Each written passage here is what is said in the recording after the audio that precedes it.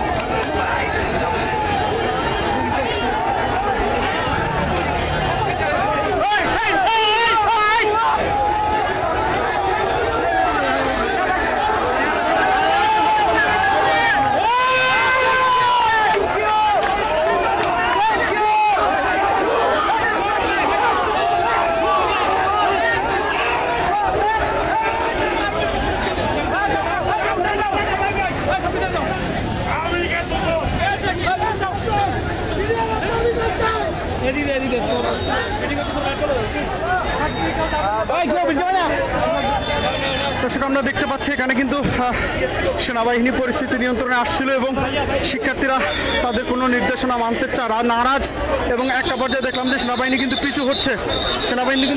আমরা দেখতে পাচ্ছি, সরাসরি দেখানোর চেষ্টা করছি।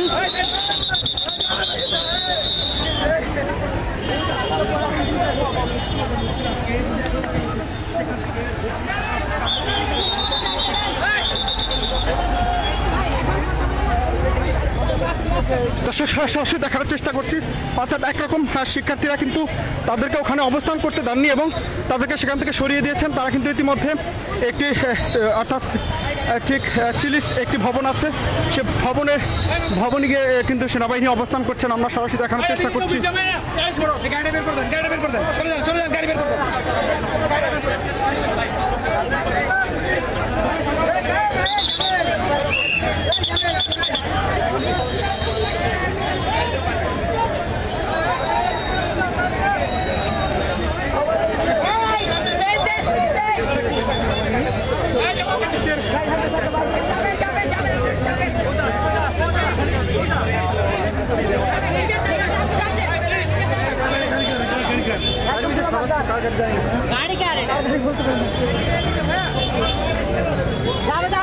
অর্থাৎ সেনাবাহিনী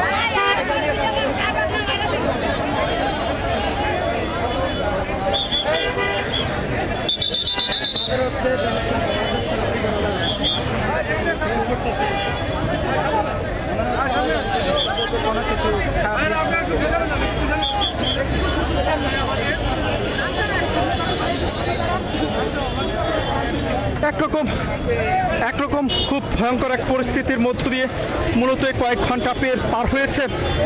যেটা বলতে চাই, অর্থাৎ শিক্ষার্থীদের যে দীর্ঘদিনের ক্ষোভ, সে ক্ষোভকে কেন্দ্র করে যে শেখ মুজিবুর ৩২ নম্বর বাসাটি রয়েছে কয়েক দফায় ভাঙচুর করা হয়েছে এবং এক পর্যায়ে ভেঙে তছনছ করে দেওয়া হয়েছে। শিক্ষার্থীরা বলছেন যে ছাত্র জনতার গণ অভ্যুত্থানে যেই শেখ হাসিনা বর্বরতার মতো গুলি চালানোর নির্দেশ দিয়েছিল, সেই শেখ হাসিনার বাংলাদেশে কোনো বাসস্থান থাকতে পারে না।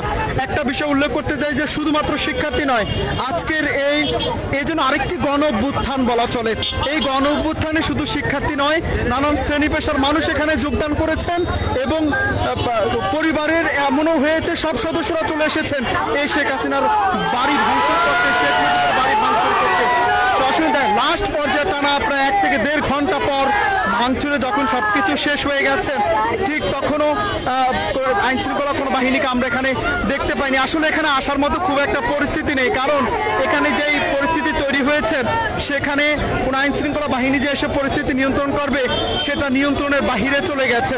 সব মিলিয়ে বলা চলে যে হাজার হাজার নেতাকর্মীরা এখানে মূলত উপস্থিত হয়েছেন এবং সকলে নিরস্ত্র আসলেও এখানে কিন্তু শেখ হাসিনার বাসভবনে যেসব সকল কাঠ ইট যা পাটকেল ছিল সেগুলো দিক কিন্তু আসলে সেগুলোকে ভাঙচুর করে সব তছনছ করে দেওয়া হয়েছে। সরাসরি দেখানোর চেষ্টা করছি মূলত সেনাবাহিনীকে এখন কিন্তু আবার শিক্ষার্থীরা প্রোটেক্ট করছেন। সেনাবাহিনী যখন শিক্ষার্থীদের কথা মান্য করে ঠিক চিলিস ভবনের সামনে চলে এসেছেন, ঠিক তখনই আবার শিক্ষার্থীরা কিন্তু সেনাবাহিনীকে মূলত প্রোটেক্ট করছেন। আমরা দেখানোর চেষ্টা করছি সরাসরি, অর্থাৎ তারা স্বৈরাচারের বাড়ি ভাঙচুর করেছেন ঠিক, এবং সেখানে অপ্রীতিকর পরিস্থিতি তৈরি হতে পারে, কিন্তু অর্থাৎ বাংলাদেশ সেনাবাহিনী এবং ছাত্র জনতা তারা একত্রে থাকবে এবং বাংলাদেশের যে সার্বিক পরিস্থিতি তারা নিয়ন্ত্রণে কাজ করবে। আমরা দেখতে পাচ্ছি শিক্ষার্থীরাই কিন্তু মূলত এখন পরিস্থিতি নিয়ন্ত্রণে কাজ করছে।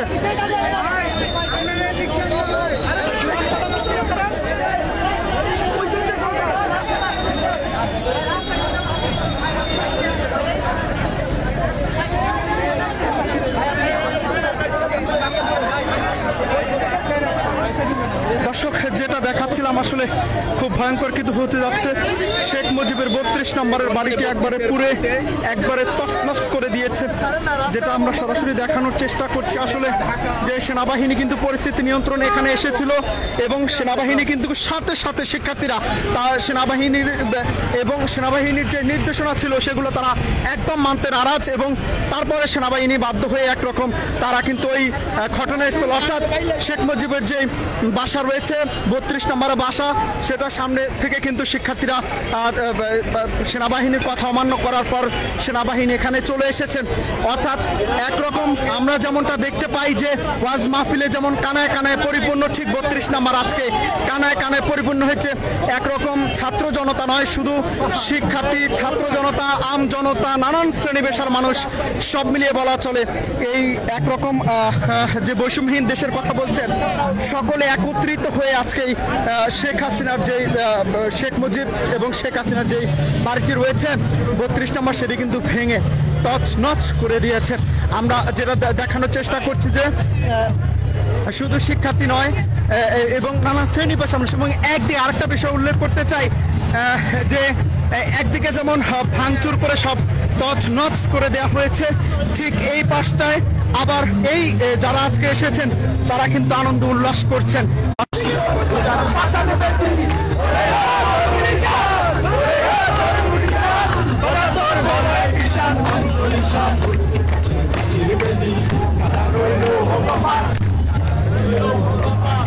সব মিলে বলা চলে যেমনটা দেখলেন যে শিক্ষার্থীদের বক্তব্য অনুযায়ী একটি স্বৈরাচার সরকারের বাসভবন, যেখান থেকে স্বৈরাচারিতা তৈরি হয়, সেই স্বৈরাচারিতার যেই একটি বাসভবন রয়েছে সেই বাসভবনকে ভেঙে দিয়ে তারা আজকে উল্লাস করছেন।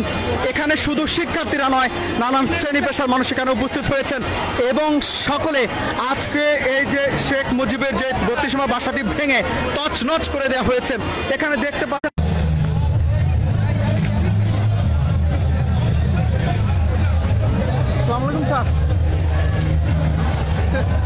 পরিস্থিতি এখানে ভয়াবহ হচ্ছে। আপনি একজন ফটিক ভাই বা কাউকে একটু পাঠানো যায় স্যার, একা কুলাইতে পারতেছি না, খুবই বাজে অবস্থা। একদিকে সেনাবাহিনী তো মানতেছে না, সেনাবাহিনী ওই পাশে উঠে গেছে এবং প্রচুর পরিমাণে দুই সাইডে ভাঙচুর